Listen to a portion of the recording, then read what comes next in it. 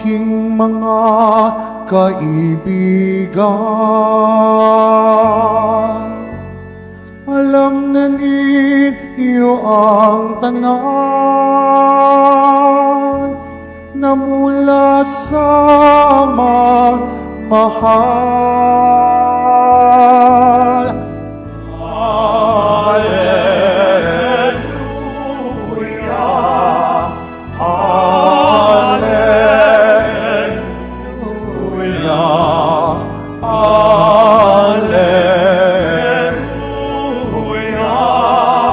Hallelujah,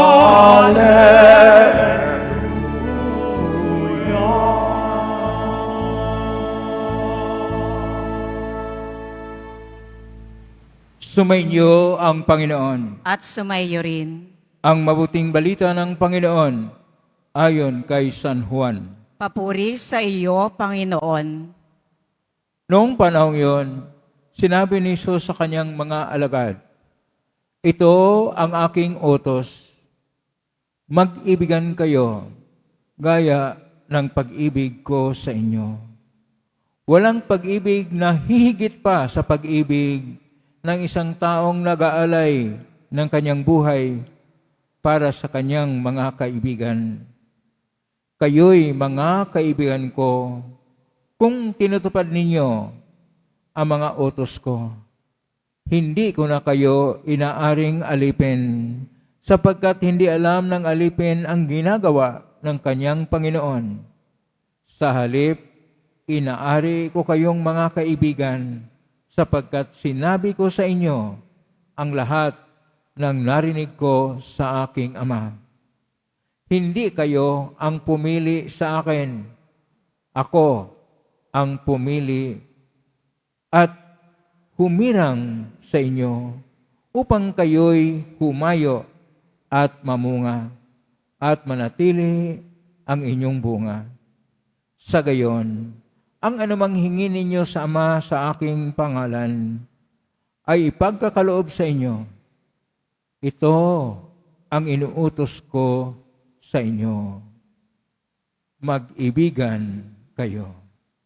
Ang mabuting balita ng Panginoon. Pinupuri ka namin, Panginoong Heso Kristo. Magsiupo muna ang lahat. Isang mapagpalang araw po sa inyong lahat. Purihin po natin ang ating pong Jesus Nazareno.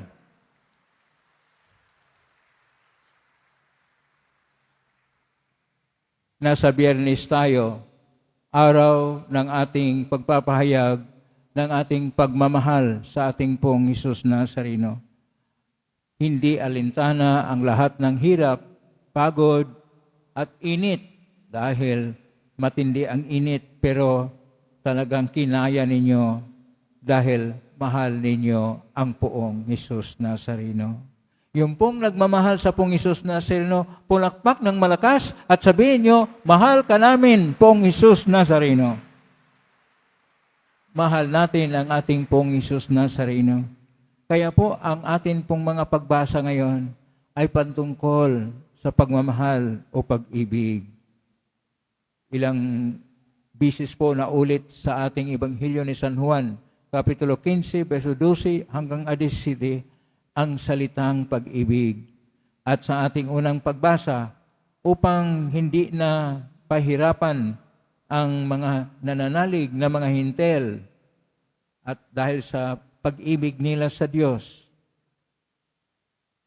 hindi na nila kayang sundin ng mahigpit ang mamahirap na tradisyon ni Moises, bagkos yun na lang tunay na pag-iwas ng mga makasalanang ginagawa gaya ng hindi makikiapid, hindi kakain ng mga alay sa mga Diyos-Diyusan at ng mga hayop na pinahirapan at ang dugo.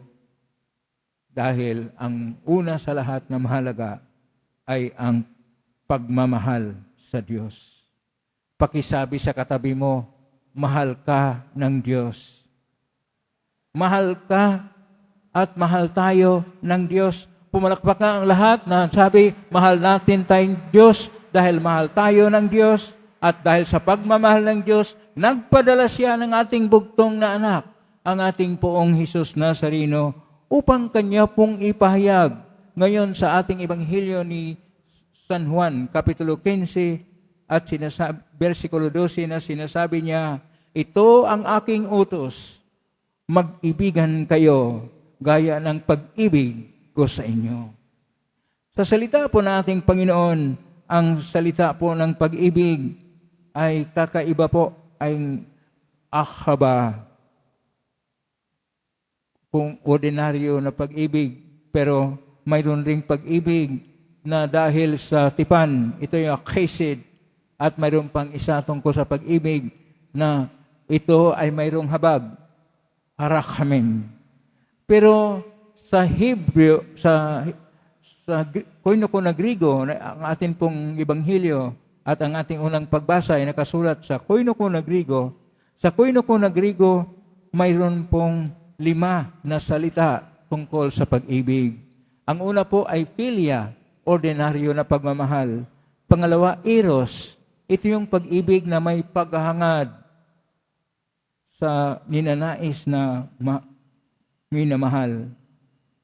Pangatlo, storge. Ito yung pagmamahal sa kapwa na kanyang tinuturing na parang bahagi ng kanyang pamilya, kaya storge. At pang-apat, pragma. Yun bang minamahal niya dahil ayaw niya na wala siyang mahal sa buhay. Kaya ang tawag yun, pragma. At kung malayo na siya, wala na siyang minamahal, bahala na siya sa isa't isa, wala nang pagmamahal. Kaya ang tawag diyan ay pragma. Pero ang panglima, agape. Agape o sa verb nito, agapo, ito yung dakila at tunay na pag-ibig. At ito yung ginagamit sa ating Ebanghelyo ngayon. Agape.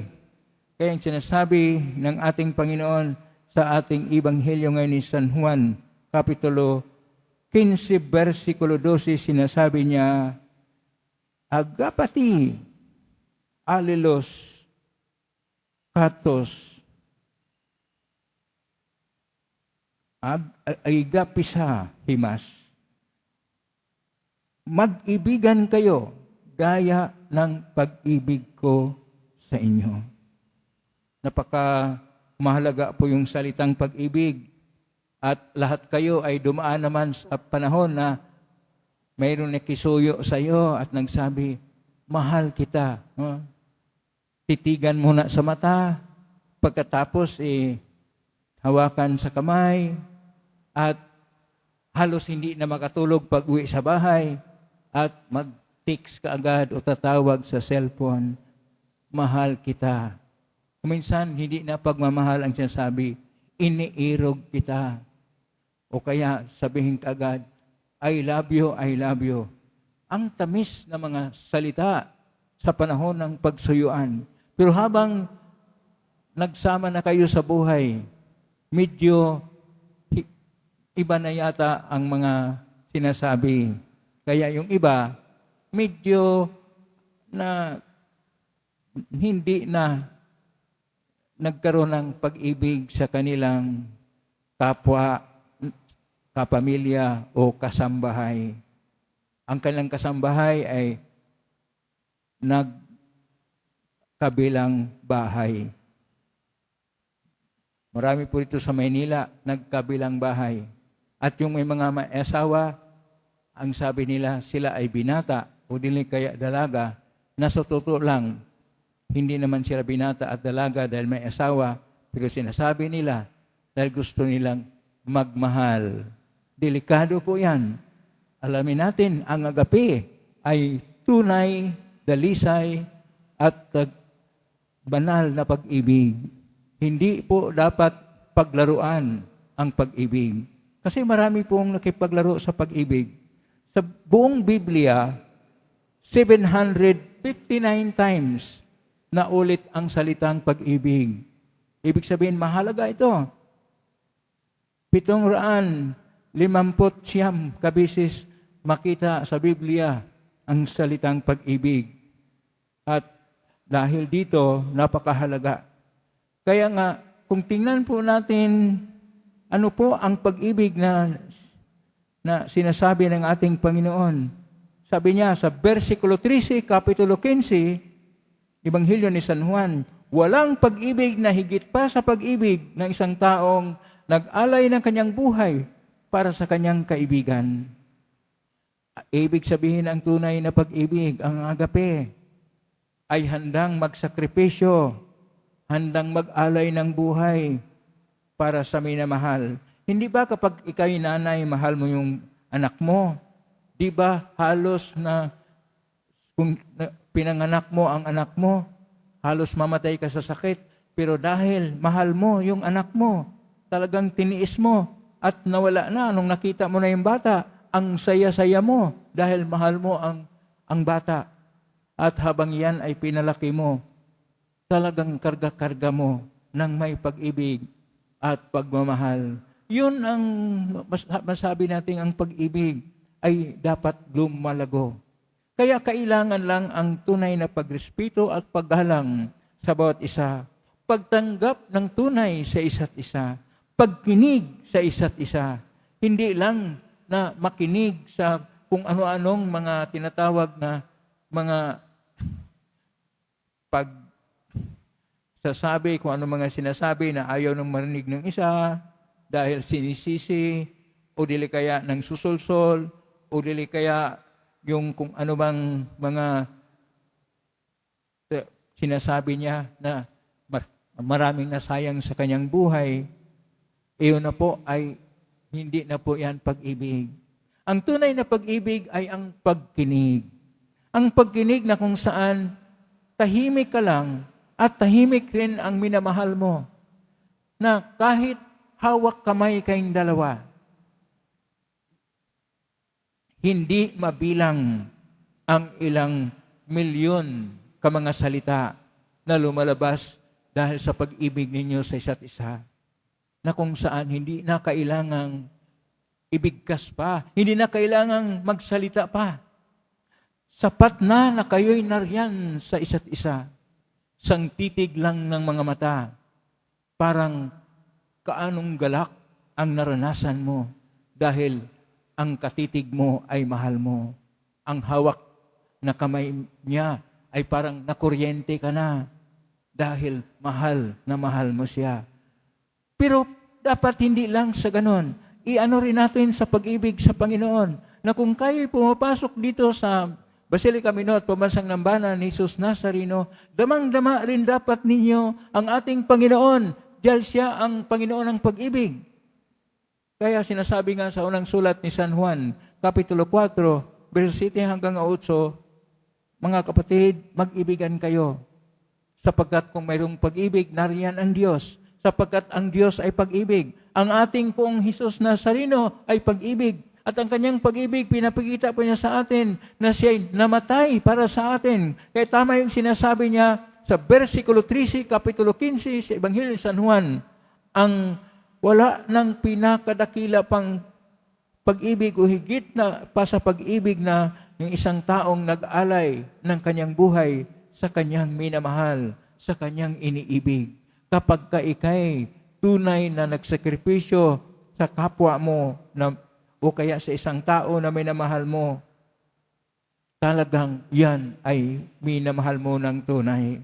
Sinasabi nga ni Santa Teresita del Niño Jesus ng Lisieux, sinasabi niya na alam niyo ba na ang tunay na pag-ibig ay hindi lang kung gaano kalaki ang ginagawa mo o dili kaya gaano kahirap ang nangyari sa buhay mo. Ang tunay na pag-ibig ay umibig ka dahil ginagawa mo ang lahat ng may pag-ibig.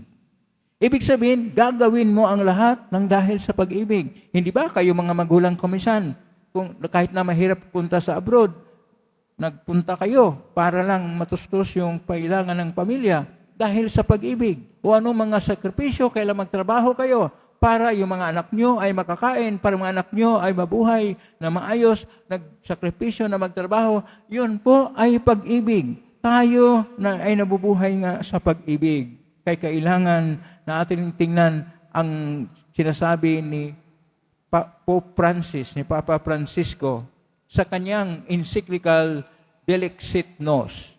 Delexit ay mahal ka namin. Delexit Nos. Sinasabi sa numero 218, numero 218 sa kanyang encyclical Delexit Nos, na ang pag-ibig ni Kristo ay isang pagbibigay ng puso sa ating mundo at ang pagbuhay muli sa nawalan ng pag-ibig na mundo upang ang lahat na nawalan at nag-isip nito na wala na ang pag-ibig o hindi na nakaranas ng pag-ibig ay makaranas uli ng may pagmamahal at pag-ibig. Sinasabi pala ni Pope Francis na kahit na nakita natin ang mundo na parang nawalan ng pag-ibig, wala ng pagmamahal. Dahil kung minsan, sabihin lang ng iba, pagka 15 at 30 ng buwan, sabi ng asawa, honey, mahal kita. Tapos, akin ang cheque mo, akin ang sweldo mo. Hindi po yan pag-ibig. Dahil material na pag-ibig. Pero kapag kayong dalawa, walang mga sinasabi, ngunit matapat kayo sa isa't isa, at tinatanggap niyo yung isa't isa, nagmahalan kayong tunay, at sa panahon ng mga pinagdaanan sa buhay, sama-sama kayo sa katapatan niyo sa inyong pagmamahal. Yun ang tinatawag na agape na pag-ibig. Ang kailangan natin sa mundo ay ang tunay na pag-ibig na agape. Kasi kapag wala, parehas tayo sa ibang mga namumuno sa ibang bansa na gusto nilang magkagera para lang sa kanilang negosyo. Kaya magkagulo dahil wala ng pag-ibig. Kapag may pag-ibig, gagawin po natin ang lahat. Kaya nga sinasabi ni San Juan de la Cruz, kung wala ng pag-ibig, may pag-asa pa kung tayo ay dalhin natin ang pag-ibig sa ating buhay. Dahil sinasabi niya, sa kaulilihan ng buhay, wala pong pagsusulit na ibibigay ng Diyos. Ang tanong ng Panginoon, sabi pa ni San Juan de la Cruz, gaano mo ako iniibig? Yun pala, pag mamatay tayo, hindi tayo tanungin, gaano kahaba yung nobina mo? Gaano kalaki yung binigay mo na donasyon? Gaano kaganda yung inaalay mo sa panahon ng misa? Ang sabihin lang ng Panginoon sa iyo, gaano mo ako iniibig? Ulitin mo ang tanong sa kapwa mo, iniibig mo ba ang Diyos? Pakitanong sa katabi mo, iniibig mo ba ang Diyos? Kaya magbago at isintro ang Panginoon sa ating mga puso. Kapag siya ang Panginoon sa ating buhay, kapag siya ang Panginoon sa ating mga tahanan, kapag siya ang Panginoon sa ating mga pamalaan, kapag siya ang Panginoon sa ating mga negosyo, kapag siya ay Panginoon sa ating buhay, iniibig natin ang Diyos ng tunay sapagkat siya ang nagbibigay ng saysay at kabuluhan ng buhay. Amen? Purihin natin ang Diyos.